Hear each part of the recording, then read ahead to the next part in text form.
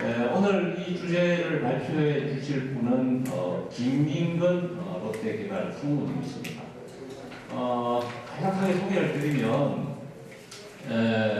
서울대학교 공경대학원에서 공부를 하고 노무라 종합연구소 들어보셨죠?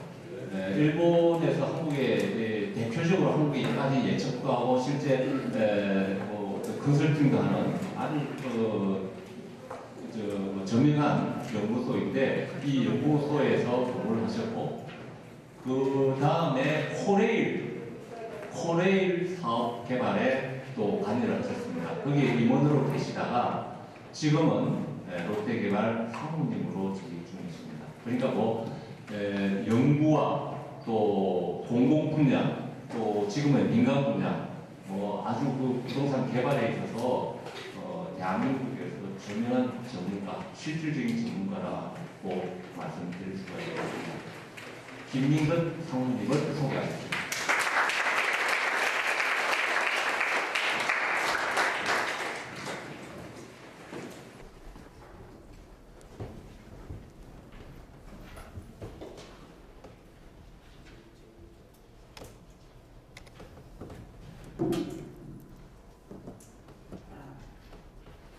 예, 오늘 조금 전에 소개받은 김민근이라고 합니다. 예. 저는 여기 적힌 것처럼 현재 하고 있는 일은 디벨로퍼고 프로젝트 매니저 이렇게 하고 있습니다. 제가 이제 공부는 플래닝 앤 디자인을 했고요. 그래서 설계 같은 거 해서 좀 했고, 그리고 리서치 연구원 연구원에서 연구도 했고, 그리고 지금은 이제 디벨로퍼하고 프로젝트 매니저를 하고 있습니다. 그래서 부동산에 관련된 어떤 그 밸류체인에 관련된 다양한 분야를 하려고 노력은 좀 했습니다. 그래서 계획 및 설계부터 시공 같은 경우는 회사에서는 아니지만 군대에서 공병으로 근무했기 때문에 건설도 하고, 여기서 이제 디벨로퍼는 잘 아실 거고요. 부동산 개발, 다양한 종류의 부동산 개발 잘 아실 것이고, 프로젝트 매니저가 약간 생소하실 수 있는데, 프로젝트 매니저 포 어느 그룹, 제가 몸담고 있는 그 그룹의 부동산 사업에 대해서 프로젝트 매니저를 하고 있습니다. 그러면 어떤 일이냐면, 뭔가 건물을 하나 지어가지고, 건물을 지어서 그 건물 속에 다양한 이제 기능, 테넌트들이 이제 들어오게 되지 않겠습니까? 그럼 제가 하는 일은 땅을 확보해서 자금 조달을 해서 건물을 짓습니다. 지어서 백화점 부분은 백화점 회사한테 임대를 주고, 호텔 부분은 호텔 부분에 임대를 주고, 마트는 마트에 주고, 시네마는 시네, 이렇게 하면서 우리 그룹에 소속되어 있는 각 계열사들이 영업장을 확장하는데 그 그릇을 만드는 일을 이제 제가 하고 있는 거죠. 예. 그런 일을 하고 있는 것이 이제 저희 그룹에서는 2008년부터 하고 있고, 제가 2008년 초부터 일을 하고 있는데, 그렇게 한 이유가 뭐냐면 이 종합적으로 하는 회사가 없으니까 그냥 개별로 각 계열사가 일을 하다 보니까 좋은 걸 막 놓치는 거죠. 예를 들어서 좋은 토지가 있는데 마트에서 이제 토지가 들어오면 마트에서는 그냥 영업면적 3,000평, 영업면적 3,000평, 연면적으로 따지면 한 6,000평 되겠죠. 그것만 생각하는 거죠. 그것만 생각해서 그게 안 맞는 것은 토지를 그냥 버려버리는 거죠. 왜냐하면 자기 일이 아니니까. 그러다 보니까 좋은 사업 기회들이 이제 상실되게 되지 않겠습니까? 그게 첫 번째 이유고, 두 번째 이유는 뭔가 이렇게 싱글 시설로, 단독 시설로 가서는 미래의 경쟁력이 없겠다라고 그룹에 높으신 분들이 이제 생각을 하신 것 같아요. 그래서 뭔가 좀 복합 시설을 개발해야 되겠다. 그리고 그것도 일을 좀 누군가 종합적으로 하고 복합적으로 해야 되겠다. 그런 인식을 이제 그룹 상부층에서 하신 것 같아요. 그래서 복합 개발을 전담할 회사를 만들자. 그래서 2008년부터 일을 이렇게 하게 됐습니다. 그러면 이게 저희 회사가 설립된 게 오늘 주제하고 좀 매치를 제가 한번 시켜보려고 하는데, 오늘 교수님이 저한테 주신 주제는 제가 이렇게 이해했는지 맞는지는 모르겠습니다만, 현재 저성장 시대고 앞으로도 저성장 시대가 이제 될 거라고 우리가 다 전망을 하잖아요. 그래서 저성장 시대가 다가오는데 부동산 사업을, 부동산 경영을, 부동산 개발을 어떻게 할 것이냐. 뭐 그래서 끝에 이제 전략을 붙여서 이렇게 했는데, 저희 회사가 설립된 게 2008년도니까 쭉 여러분들 이제 기억을 되살려 보시면 2008년도에 뭐 전 세계적으로 엄청난 일이 있었죠, 그죠? 예. 그리고 지금 이제 이런 건설 산업이나 뭐 부동산 산업이나 심지어는 뭐 금융의 요즘 정권회사도 구조조정한다고 이렇게 된 이의 출발점이 결국에 2008년도부터 그런 거 아닙니까? 2008년도에 미국발 금융위기가 생김으로써 된 거니까. 그러니까 저희 그룹에서는 그 전부터 2008년도 이전부터 뭔가 좀 이렇게 분석을 하는 분들이 앞으로는 좀 각 부문에서 사업하기 힘들어질 것이니까, 그러니까 저희들이 하고 있는 부동산에서는 이렇게 이제 그 복합 개발로 가야 되겠다라고 생각을 한 것 같고요. 그래서 복합 개발 같은 경우는 지금 제가 오늘 보여드릴 자료가 이제 복합 개발부터 좀 보여드리려고 하는데요. 제 좀 과거를 좀 돌이켜 보겠습니다. 이게 부동산 개발에 다양한 시설이 있지만 오늘은 저성장감 결부돼서 복합 개발로 하다 보니까 복합 개발 중심 사례만 가지고 좀 말씀을 드리겠습니다. 잘 아시겠지만 제일 왼쪽 위에, 뭐 저는 저 동네를 모릅니다. 지방 출신이라서. 근데 저기가 제 왼쪽에, 이쪽에 보시면 좀 현재 어디 공간하고 익숙하죠. 예. 지금 잠실에 있는 석촌호소, 동호, 서호가 있고, 그 주변이 지금 잘 안 보이실지 모르겠지만 되게 그냥 빈 땅이죠. 빈 땅이고, 약간에 보면은 우리들 단독주택 같은 뭐 그런 것들이 좀 건물이 있는 것 같습니다. 저 사진이 1970년대 중반인데 정확하게 몇 년도에 촬영되지는 모르겠습니다. 제가 이제 과거 사진을 찾았는데, 저 공간이 현재 오른쪽 하단에 있는 이런 복합개발로 이제 바뀐 겁니다. 예. 여기에 이제 오픈된 것은 1988년도, 1989년도 그렇게 되겠습니다. 그래서 시설 구성은 제일 왼쪽에 있는 하얀 건물이 호텔 건물이고, 예. 그리고 푸르게 보이는 것이 인도어 테마파크이고, 호텔과 인도어 테마파크 사이 왼쪽 부분이 또 하얗게 보이는 부분이 백화점입니다. 예. 그리고 이 좌측 하단부에는 이제 마트가 위치하고 있고, 호수 쪽에 아웃도어 테마파크이 이렇게 되어 있습니다. 1988년, 89년 하면 또 이제 역사적인 우리나라의 또 그 어떤 획기적인 시기이죠. 이제 올림픽이니까 아마 그때를 맞춰서 뭐 저기 영동지구 구역 정리 사업이 뭐 70년대, 80년대 진행이 된 데서 뭔가 시설이 좀 있어야 되니까 아마 그 시정부에서는 토지를 공개 경쟁으로 이렇게 불화를 했을 거고, 그래서 우리 그룹이 이 땅을 공개 경쟁에서 불화를 받아서 그렇게 해서 시설을 운영하고 있고, 그 구성 내용은 우측에 있는 것이 이제 쇼핑몰, 테마파크 내부 모습이고, 좌측에 있는 게 이제 아이스케이팅장입니다. 그래서 1980년대 올림픽 되면서 우리나라 사람들이 굉장히 올림픽이 되고 나면 뭔가 경제 발전이 될 것이다, 소득 수준 생활이 높아지는 그런 기대감이 있을 것이고, 그걸 충족해주는 시설이 이 당시에 테마파크와 아이스링크 같은 거로 구현이 된 것 같습니다. 그래서 뭐 저성장 시대에 뭘 할 것이냐에 있어서 어떤 사업을 할 것이냐에 대해서도 우리가 계속 고민을 하게 되는데, 그걸 뭐 고민한다고 해서 쉽게 답을 찾는 것은 힘들지 않겠습니까? 제가 그 아는 아주 유명한 디벨로퍼 분이 계신데, 그분이 늘 가끔 뵈면 좀 한탄을 몇 년 전부터 하시더군요. 그분은 이제 디벨로퍼로서 서울 시내에 뭐 아파트라든지 주상복합이라든지 무슨 스포츠 시설이 직접 개발해서 운영하는 뭐 디벨로퍼의 큰 손인, 아주 큰 손입니다. 근데 뭐 아주 좀 보잘것없는 저를 붙들고, 김상무 도대체 좀 사업할 게 없어. 무슨 사업을 해야 되지? 라고 저한테 이제 질문을 하는 거 보면 정말 어려운 것 같아요. 근데 그래서 저는 그분한테 이제 무슨 사업을 할 거로 답을 하면 누구나 뭐 답을 내놓은 사람이 있겠습니까? 제가 드리고 싶은 마음은 회장님 한번 좀 사회에 돌아가는 트렌드를 좀 보시죠. 트렌드를 보셔서 트렌드 속에서 사업 기회가 있지 않겠습니까? 뭐 그렇게 말씀드리고 싶으나 또 그 회장님이 그렇게 저한테 물어보셨다고 해서 바로 적답을 하면 또 겸손하지 못한 것이니까 그런 답은 안 했지만, 예, 뭐 조선장 시대에서 무엇을 할 것이냐에 대해서 너무 깊이 고민하는 것보다는 돌아가는 트렌드, 예.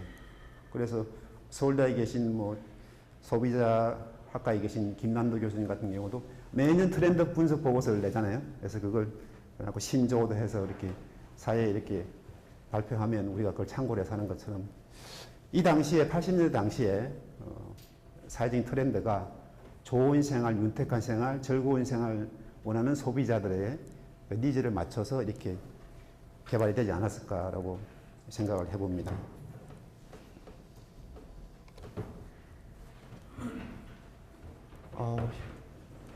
현재 상황입니다. 요거는 지금 제일 왼쪽에 있는 보이는 것은 그 김포몰입니다. 김포몰. 김포공항 국제선과 국내선 사이에 과거에는 그냥 잔디밭으로 있던 공간인데 종합 쇼핑몰이 들어서 있고요.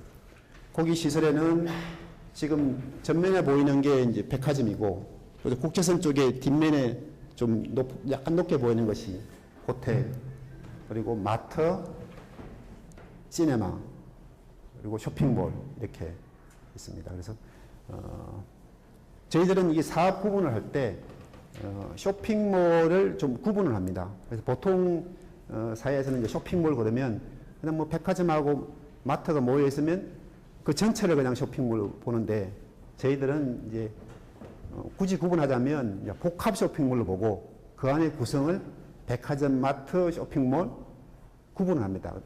그다음에 뭐 아울렛이 들어가면 아울렛 구분되는 거고요. 그래서 잘 아시겠지만 이 상품이 좀 다릅니다. 상품이 다르고, 그 다음에 임대료를 받는 구조도 다르고, 또 이용 계층도 좀 다르고, 그렇게 해서 지금 구성을 하고 있고, 여기에는 이제 테마파크 같은 건 없습니다. 없는 이유가 여기가 이제 공항 앞이기 때문에 공항 기본 계획에 의해서 용적률하고 높이 제한이 있어서 테마파크 같은 걸 할 수가 없었죠. 왜냐하면 유통시설은 여러분들이 잘 아주 보통 많이 아시는 용어, 규모의 경제. 그러니까 어느 정도 적정 규모가 돼야 힘을 발휘한다는 것 때문에 절대적인 규모가 좀 필요한 게 있습니다. 그 규모가 밑으로 나가면 손님을 유인하기 힘들고 다른 경쟁시설에 들어서면 뒤치는 거죠. 그래서 리테일 시설 중심으로 먼저 배치를 하고 하다 보니까 또 그 엔터테인먼트 시설은 좀 들어갈 자리가 없어서 아웃도어 정원에서 사람들이 즐기는 곳으로 그렇게 지금 구성이 되어 있어서 되어 있고요. 오른쪽이 이제 오른쪽 윗사진이 그 쇼핑몰 내부 모습. 그래서 간혹 우리가 뭐 과거에 선진국에 가보면 그냥 쇼핑몰이 이렇게 천정이 막혀 있지 않고 약간 뚫려 있지 않습니까? 그걸 이제 건축하시는 분들은 보이드 됐다 그럽니다. 비어 있다. 그래서 매장이 있고 좀 보이드 되고 있고 아래 1층, 2층, 3층이 서로 연계해서 1층에서 2층이 보이고 2층에서 3층이 보여서 사람들이 1층을 다니다가 2층에 무슨 매장이 있네? 가보자. 그렇게 되려고 그러면 적정하게 보이드 돼야 되는 이런 시설이 이제 영등포에 있는 모 쇼핑몰 시설하고 그리고 김포에 있는 김포몰이 하면서로서 새로운 이제 그 쇼핑몰 형태가 나타나게 된 겁니다. 요거는 뭐 영업을 하고 있고요. 그 다음 오른쪽 아래에 있는 것이 수원몰입니다. 수원역에 인접해서 바로 인접해서 몰이 공사가 거의 완료되었고, 금년 10월달 이후에 이제 오픈 예정으로 있는 시설인데, 여기는 저쪽 김포에 있는 것 중에서 호텔이 없습니다. 호텔을 제외한 백화점, 마트, 시네마 있고요. 이것도 이제 호텔을 입지적으로는 충분히 호텔을 할 수 있는 곳인데 호텔을 못한 이유가 그 수원 비행장이 있음으로써 비행장에 의한 고도 제한 때문에 높이를 올라가서 웃고 그러다 보니까 연면적을 찾을 수가 없는 그런 상황이라서 리테일 위주로 되어 있고 이제 이런 시설들이 되면은 다른 언론에서 많이 보시지만 그 고용 창출 효과가 상당히 큰 거죠. 예, 그래서 그렇기 때문에 이제 그 왼쪽에 보시는 수원시하고 그 사업 시행사인 쇼핑타운 주식회사하고 업무 협약을 체결해서 수원 시민을 우선적으로 좀 채용하기 위한 채용 박람회를 개최해서 그렇게 해서 시와 민간이 이렇게 협력을 해서 하는 그렇게 하면 고용 창출되고요. 또 항상 밤늦게까지 영업을 하기 때문에 시민들이 이렇게 좀 이용할 수 있는 시설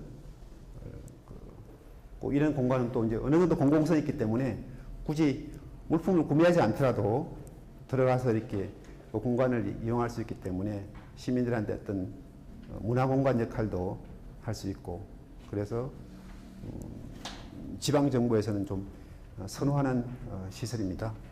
그래서 저희들은 이런 시설을 이제 해외에서도 개발하고 있는데요. 러시아는 오픈을 했고 중국 심양에 1차 오픈을 했고 하노이에도 오픈을 했는데 정부에 가서 그 정부 사람들한테 이렇게 제안을 해보면 그쪽 중국 정부 같은 지방 정부 같은 경우 상당히 좋아합니다.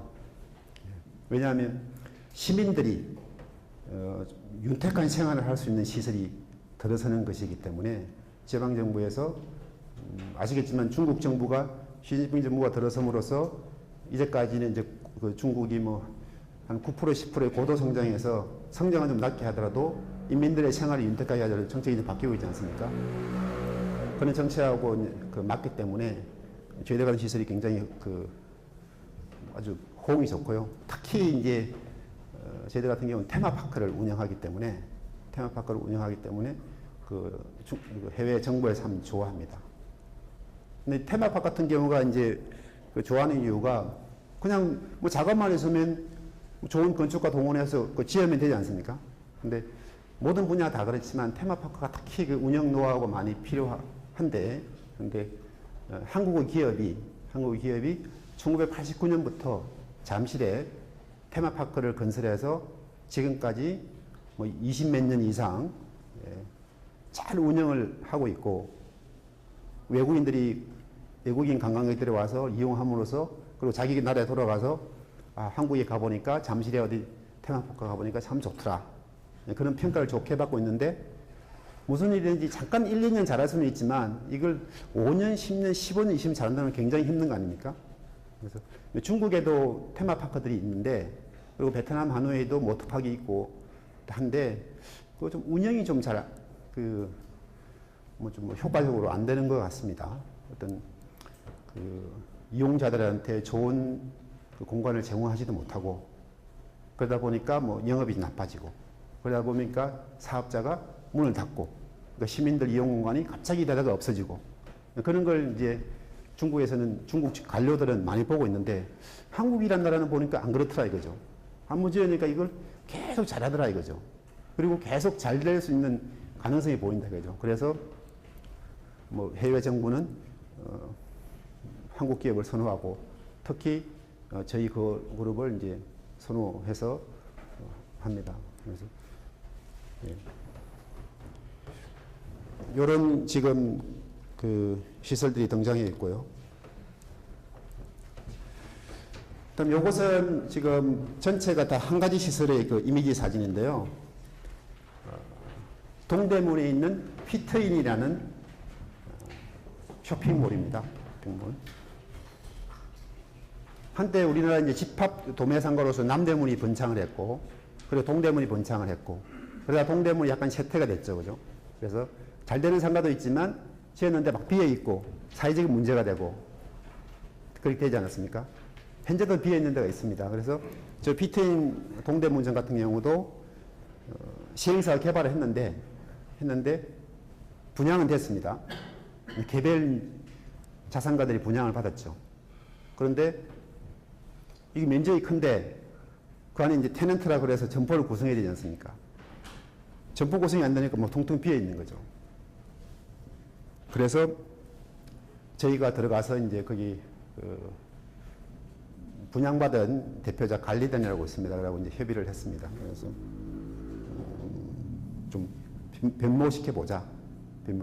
그런데 동대문이 패션의 중심이고 외국 관광객들 많이 오고 하는 곳이니 패션 중심으로 해보자. 그래서 지금 패션 중심 몰로 되어 있고 그것이 이제 좀 수요도 있거니와 또 요즘 기업들이 보면 이제 그 이익 추구만 하는 건 아니거든요. 이익 추구만 하지 않고 뭔가 국가나 사회가 그 필요한 거 있지 않습니까? 이슈. 그 이슈를 해결하기 위해서 좀 신경을 많이 씁니다. 그래서 그럼 이번 기회에 우리 사업장도 확보하면서 동대문에 가진 옛날에 동대문 영광을 한번 재현시켜 보자. 예, 그런 취지로 이 사업을 요거는 이제 이 공간을 이제 우리가 빌린 겁니다. 빌려 가지고 우리 돈으로 리모델링을 해서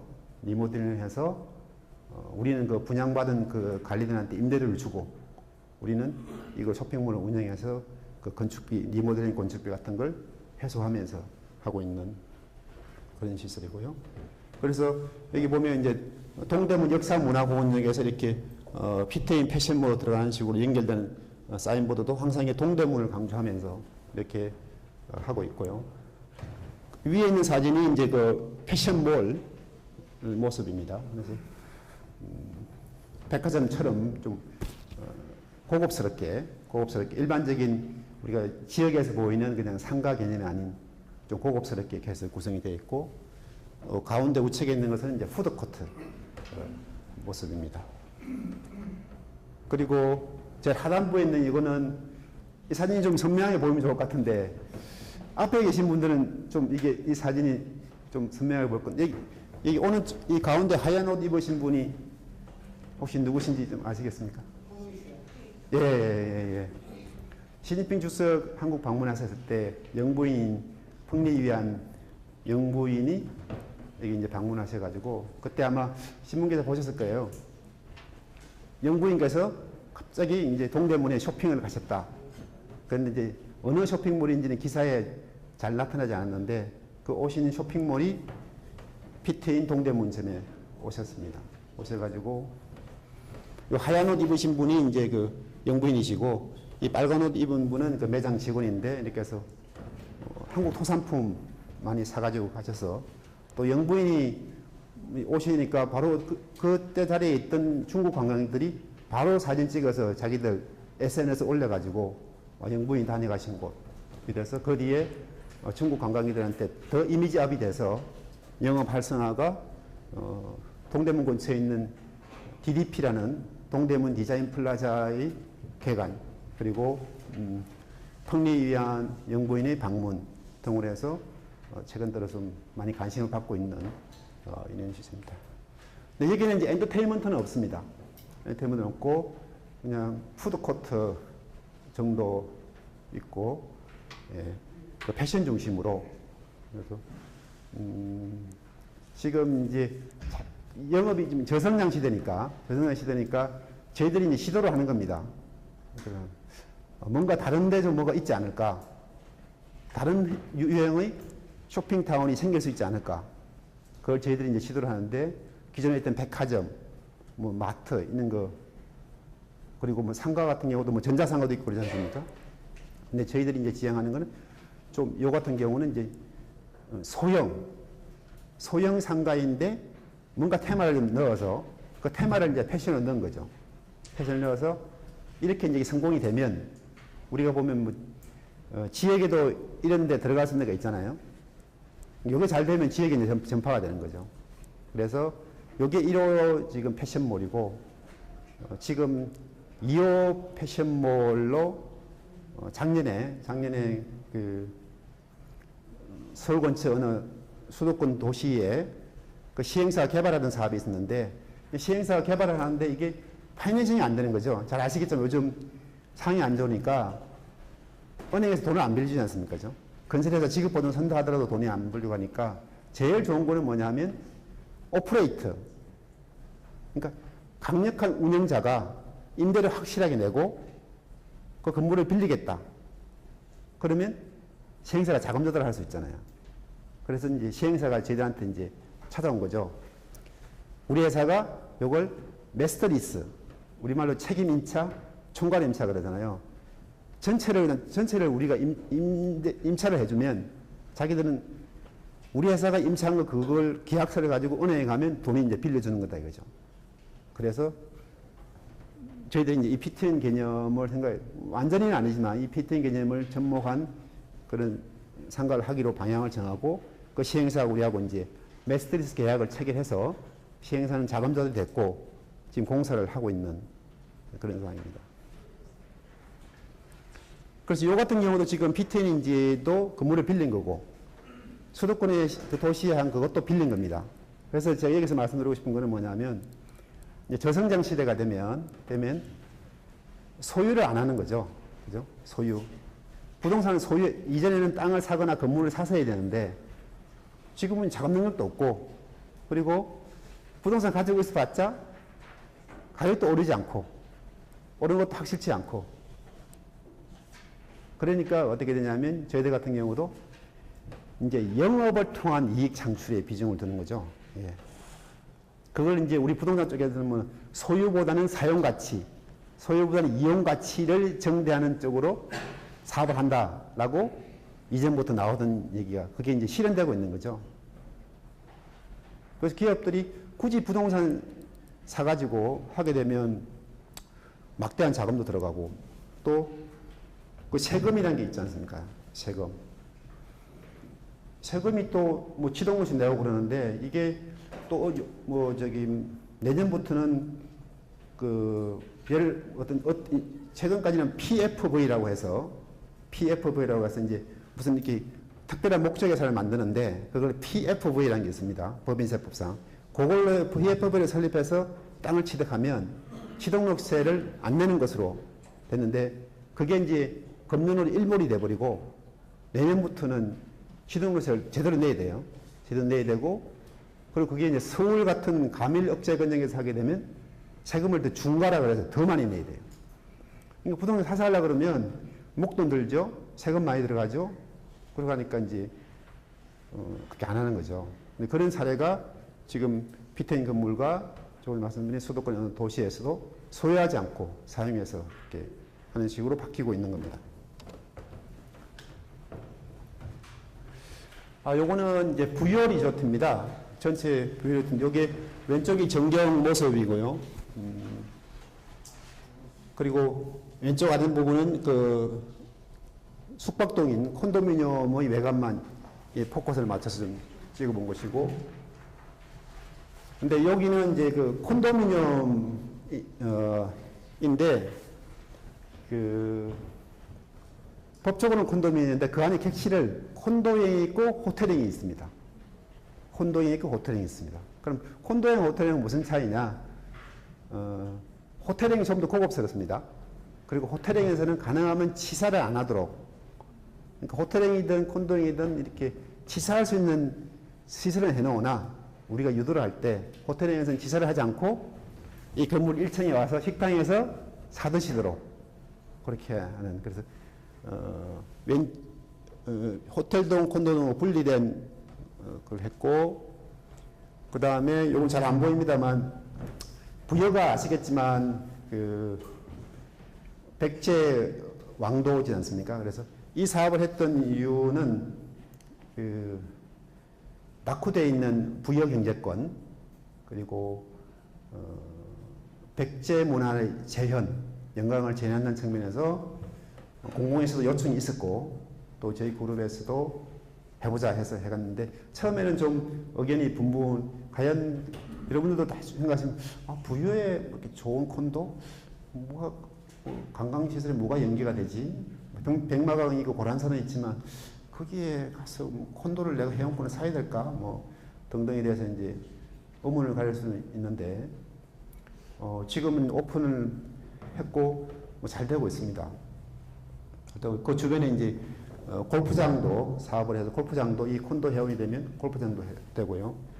그래서 이제 백제 문화가 테마다 보니까 전체 건물 형태가 이게 둥글게 이게 지금 말발굽 모양인데요. 백제에 보면 그 문양 중에 벽돌 문양 중에 산이 이렇게 모양이 이렇게 곡선으로 됩니다. 그래서 산의 이 말발굽 모양을 건축물 배치에 적용을 했습니다. 그래서 이걸 할 때 그 내부에서도 건물이 직선으로 지으면 공사비도 좀 적게 들고 빨리 짓잖아요.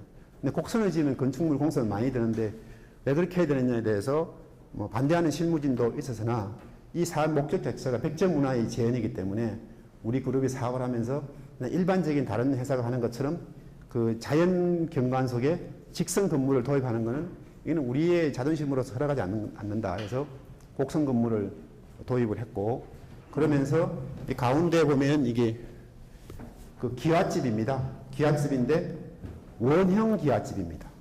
원형 기와. 그래서 한국에는 그 기존에 둥근 초가집은 있지만 둥근 기와집은 아마 잘 못 보실 것으로 되어 있는데 이게 원래 과거에는 그 조선시대 때 둥근 기와집을 할 수도 있었으나 주변 강국 어딘지 아시겠죠? 주변 강국이 둥근 기와집을 하는 것은 주변 강국에서만 할 일이지 조공을 바치는 나라에서 어떻게 그 천하를 상징하는 둥근 건물을 하느냐 해서 못한다 라고 이제 이게 뭐 정설인지는 모르겠습니다만은 그 얘기를 듣고 일을 하는 우리들이 이 젊은 우리들이 이제 분기탱천하여 그럼 한번 보여주자. 그래서 둥근 기와집을 이제 지은 겁니다. 그래서 한국 최초로 이제 둥근 기와집이고요. 그래서 이게 이제 중간에 이제 둥근 기와집인데 여기서 이제 컨벤션 뭐 이벤트나 결혼식 하게 해랑식을 짓다 보니까 중앙에 비어 있어요. 비어 있다 보니까 이게 건물이 원심력이 바깥으로 이렇게 되기 때문에 이런 사례가 없어서 혹시 원심 때 바깥으로 썰어지지 않을까 그런 우려가 좀 했으나 요즘 뭐 목수들이 보면 아주 그 캐드 만지는 목수들이 있습니다. 목수가 옛날처럼 우리 아버님 세대처럼 그냥 목과 망치만 들고 다니는 목수가 아니고 요즘 젊은 목수들은 캐드 프로그램 들고 다니는 목수들이 있습니다. 그 젊은 목수들하고 해서 구조적으로 안전한 목조 건물 및 원형 기와집을 해서 한국을 상징하는 것으로 해서 좋은 평가를 받고 있고 그 기네스북에도 그 올라가 있는 정도 이렇게 해서 여기 그러니까 현대와 전통을 조화시키는 테마 그 리조트를 하면서도 그런 면에서 좀 하고 있는데 그걸 좀 다르게 표현하면 일반적으로 상품해서는 안 되겠다. 저성장 시대에서는 뭔가 좀 달라야 되겠다.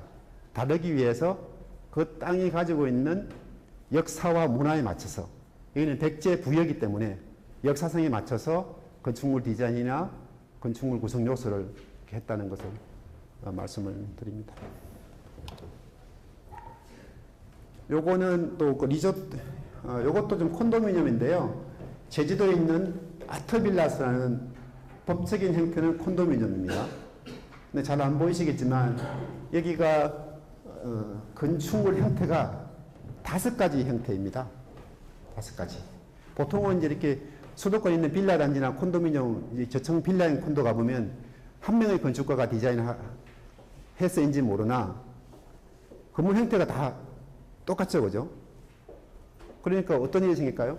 밤에 이제 그 콘도에 숙박하신 아버님께서 저쪽 가서 지금 말씀하신 것처럼 약주 좀 하시고 들어가실 때 집이 똑같으니까 못 찾는 거죠, 혼자는. 남의 집에 들어갔을 지 않겠습니까? 근데 여기는 집이 5가지 다릅니다. 그래서 5명의 건축가, 세계적인 건축가하고 한국 건축가를 해서 이 디자인이 다 다릅니다. 돈이 더 들어가죠.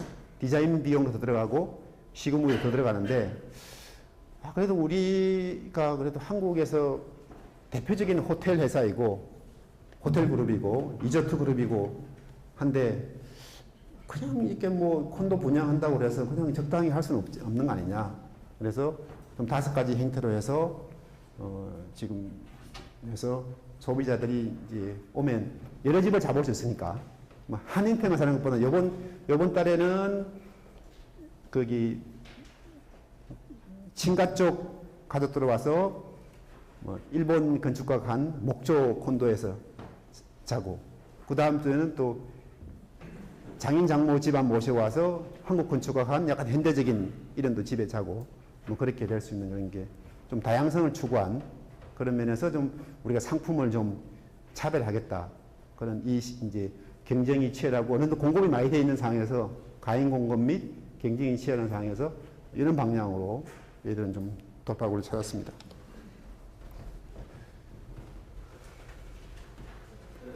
여기 아까 저기 말씀드린 그 상가를 빌렸다고 했지 않습니까? 그런 것처럼 요거는 이제 호텔을 이제 빌린 겁니다. 호텔을. 옛날 모델들 하면 호텔이 이게 서울의 장교동에 있는 겁니다. 그 내용은 여기 제가 신문기사 내용을 따서 봤는데요. 그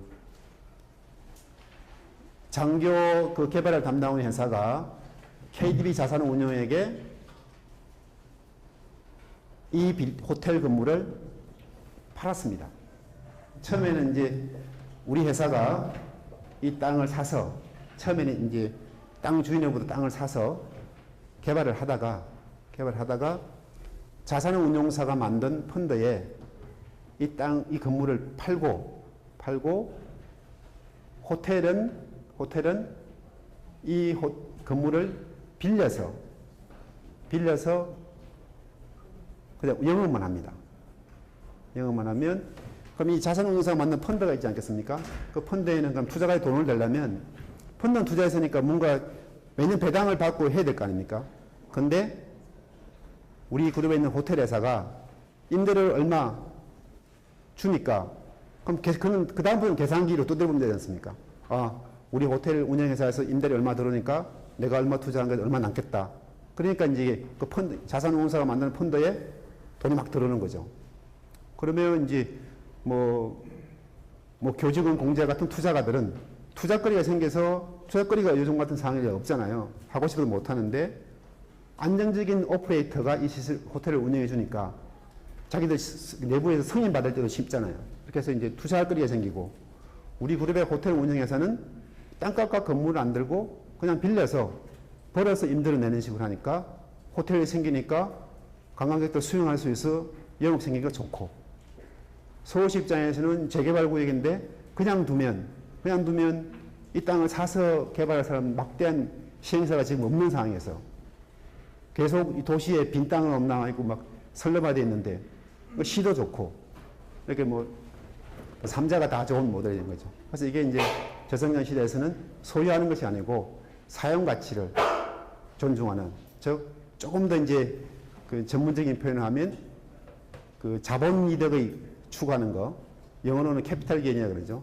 뭔가 사업을 해서 부동산을 사서 나중에 팔아서 차익을 남기는 캐피탈 게인, 자본이득을 추구하는 것이 아니고 그냥 건물을 빌려서 회사는 인컴 게인, 경상이익을 추구하는 매년 영업을 통해서 이익을 남겨서 그 이익이 한 해 5년, 10년, 20년 모이면 되는 그런 그 인컴 게인 추구로 가는 그런 사례들이 과거에는 그냥 우리가 이제 그 학계나 연구소에서 그렇게 갈 거다라고만 이제 예측만 했었는데 그게 이제 최근 들어서는 이렇게 실제로 상가와 호텔에서 나타나고 있는 것으로 보시면 됩니다.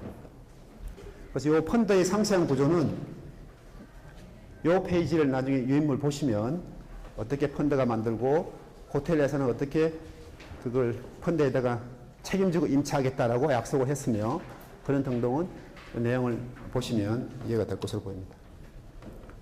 그래서 지금까지 사례가 됐던 것을 조금 이제 우리가 뭐 정리를 해보면 지금 저성장 시대가 됐다는 것이 부동산 시장에 주는 의미는 시장이 이제 성숙, 안정, 경쟁 치열, 할 게 없다. 이렇게 되는 거죠. 그러다 보니까 뭐 주택 사업이라든지 건설 산업이라든지 무슨 개발 사업 같은 것이 벌써 몇 년 동안 굉장히 뭐 경제공황이라고 할 정도로, 좀 더 심하게 말하면 경제공황이라고 할 정도로 이제 불황 상태에 있는 것이기 때문에 1998년도 이후 IMF 금융위 이후에 우리나라의 부동산에 적용됐던 그 모델, 시공사가 뭔가 이렇게 보증을 서면 그걸 지급 보증이 되든 건물을 책임주는 책임 준공을 하든 되면 은행은 그 시공사의 보증을 믿고 돈을 빌려주는, 즉 우리가 보통 말하는 PF 론이라고 하는, 이것이 이제 작동이 안 되는 그런 세상이 이제 된 거죠.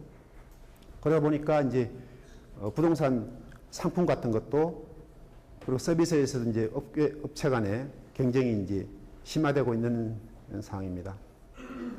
그래서 이런 상황에서는 이제 전문가들이 보통 얘기할 때는, 옛날에는 이제 운영 노하우가 없어도 그냥 개발 노하우만 있으면 그냥 땅 싸게 사서 빨리 사업성이나 건축허가 받아서 빨리 광고 잘해서 마케팅 잘해서 빨리 분양하고 빠져나오면 되는 게 이제 IMF 시대의 그런 모델이라면, 지금은 그게 안 되고 이제 운영에 대해서도, 그 시설물에 대해서 운영이 잘 되게끔 시행사가 뭔가 어떤 장치를 해줘야만 되는 세상이 됐고, 그래서 개발 능력과 운영 능력을 같이 가지고 있는 디벨로퍼가 시장을 주도할 수밖에 없을 것이다 라고 모든 사람들이 얘기를 하고 있는 것이고, 아까 제가 좀 사람이 말씀드린, 제가 아는 한국을 대표하는 디벨로퍼 회장님께서 그래서 저보고 이제 무슨 사업을 해야 되지? 라고 한 것도, 그분은 개발 노하우는 엄청나게 많으시나 운영 부분에 대해서는 아직 안 갖추고 있다 보니까 좀 고민이 되실 거고,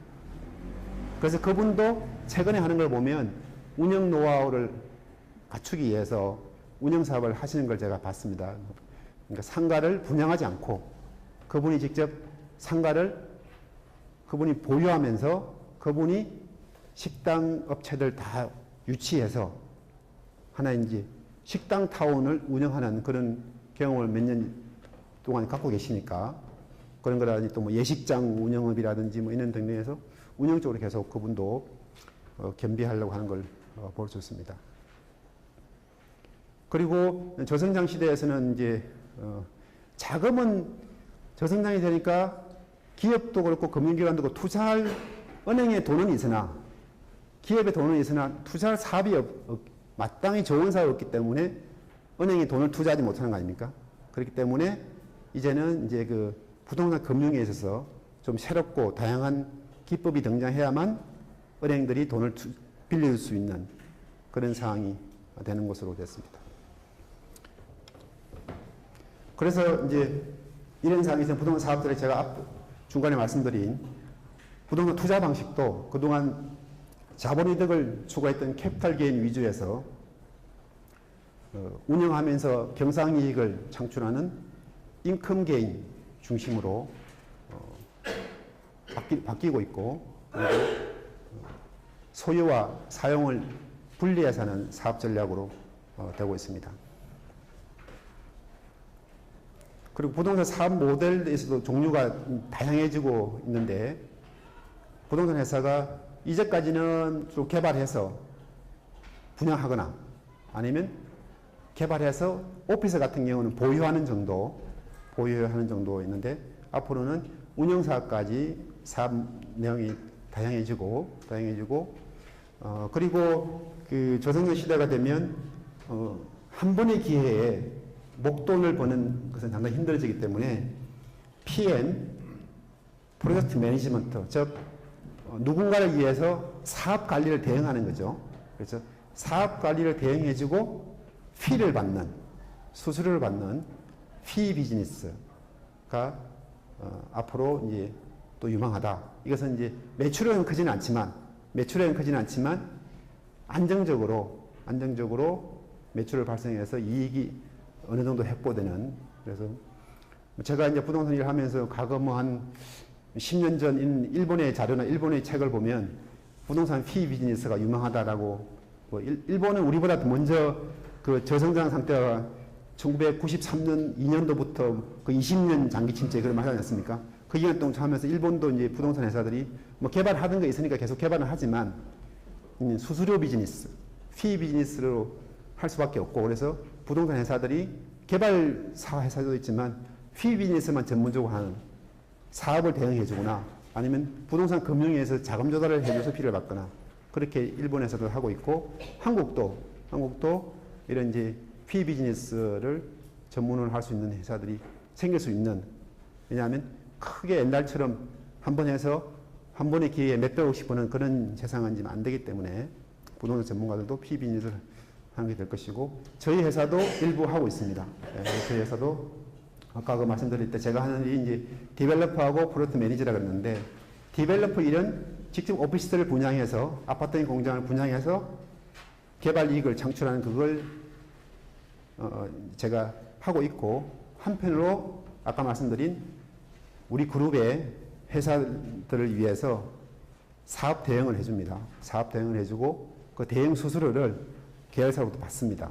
예, 그래서 그런 걸 같이 하고 있고 그 다음에 맨 마지막에 있는 부분은 이거는 저도 아직 뭐 어떻게 how to do 어떻게 할 것이냐는 답을 못 찾은 것인데 앞으로 이 부동산 사업이 제대로 잘 진행되려면 한국 같은 경우는 그동안 땅 주인하고 개발회사하고 금융, 시공사 이 사자가 서로 간에 리스크도 좀 같이 공유하고 이익도 공유하는 과거에는 이제 공유가 아니었고 그냥 다 독점하려고 했던 거죠. 독식하려고 했던 그런 사업 구조다 보니까 우리나라 부동산 사업 구조가 일본처럼 성장하지 못하고 좀 시행사가 성장하다가 또 몇 건 분양 잘못해버리면 시행사가 무너져 버리고 뭐 이런 이제 상황이 반복이 되고 있는 지금 있는 시행사가 또 어느 순간에 한 건 분양 잘 안 되면 어떻게 될지 모르는 이런 그 독식하는 구조에서는 이 부동산 사업 구조도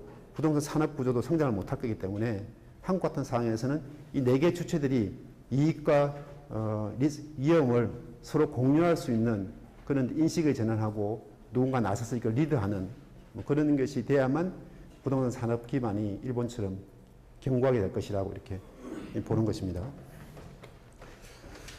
예. 그러면 앞으로는 어떻게 되느냐 있어서 지금 요거는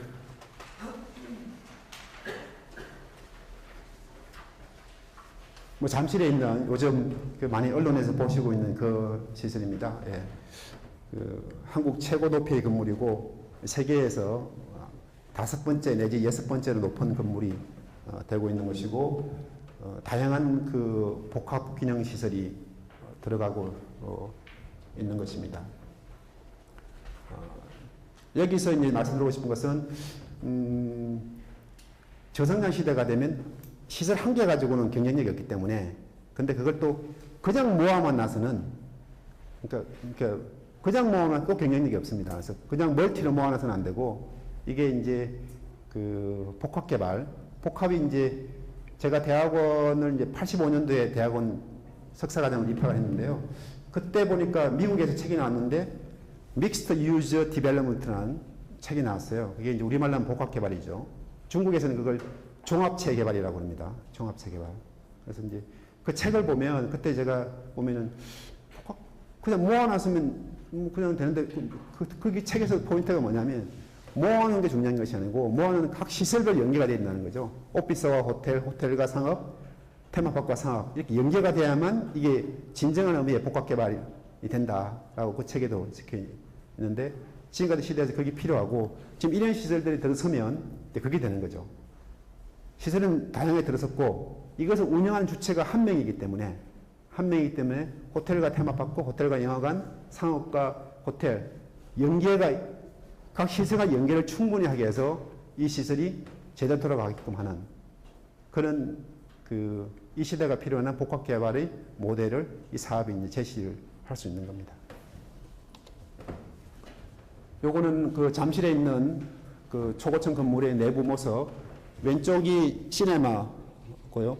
오른쪽 위가 이제 에비뉴를 가리는 좀 명품 쇼핑몰, 그리고 우측 하단이 그 수족관, 이렇게 해서 리테일, 엔터테인먼트, 호텔, 시네마, 컬처 모든 시설이 다 들어감으로써 국가 경쟁력도 올라가고 서울시 경쟁력도 올라가고 시민들한테는 좋은 윤택한 시설이 들어서고 기업 입장에서는 또 좋은 영업장을 확보하게 되는 그런 시설이 되겠습니다. 요거는 제가 추진하고 있는 그 해외 사업, 제가 이제 국내 사업도 있는 개발을 좀 하고 있지만, 제가 해외를 한 60% 하고 국내는 한 40%를 하고 있는데요. 이번 9월 2일 날 오픈한, 그 하노이에 오픈한 센터 하노이 빌딩입니다. 65층 빌딩, 우리나라 63빌딩 같은 그런 일인데, 여기에 뭐 기능이 많이 들어가 있습니다. 백화점, 마트, 오피스, 레지던스, 호텔 들어감으로써 계속 제가 오늘 강조드린 그 복합 개발의 요소를 직접 저희들은 이렇게 이제 실현을 중국에서도 하고 있고 동남아시아의 베트남에서 이렇게 시행을 하면서 미래에 필요한 시설을 이렇게 만들어가고 있습니다. 요 오른쪽에 있는 연예인들은 누군지 아시겠죠? 이 인물에 보시면 혹시 흑백이라서 모르시나요? 예, 맞습니다. 소녀시대가 그때 여기 축하 공연 아니고 사인회를 와서 이 빌딩에 대한 이미지 어필도 높이는데, 그래서 와서 아주 우리 빌딩 이미지 높이는데 또 기여를 했습니다. 자, 그 다음에 또 미래, 그러니까 이 시대에 있어서 저희들이 추구하는 바가 스마트 시티를 하고 있습니다. 스마트 시티. 그래서 스마트 시티가 아직 그 한국에도 도입돼서나 개념이 아직 정립은 안 돼 있어요. 안 돼 있고, 일본도 좀 그렇고 아직 개념이 안 됐는데, 그래서 저희들이 호치민에다가 스마트 시티를 만들려고 호치민 시정부에 제안을 했고, 정부하고 지금 그 토지를 확보하기 협상을 하고 있습니다.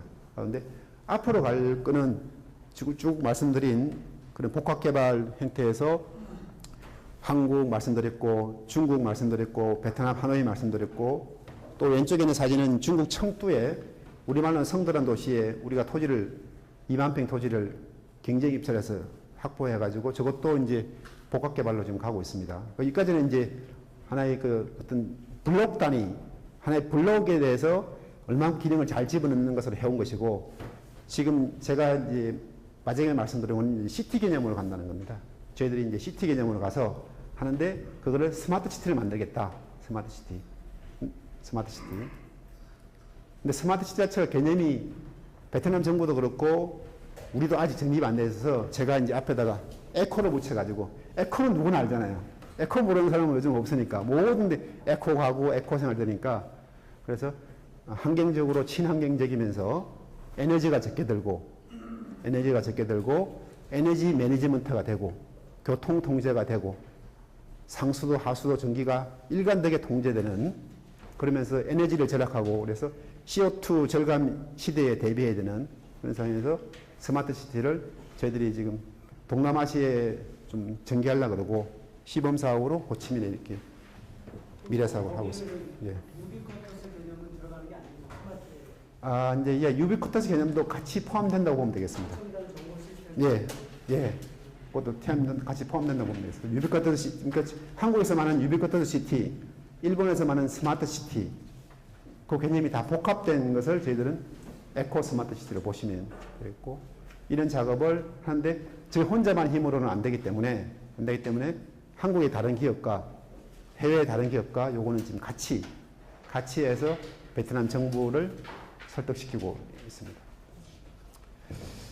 예, 제가 좀 설명이 길었는데 오늘 그래서 저성장 시대에 있어서는 싱글 시설이 아니고 복합 시설로 가서 경쟁력을 확보하고 많은 내방객들을 유인할 수 있는 그런 시대가 답이 아니냐.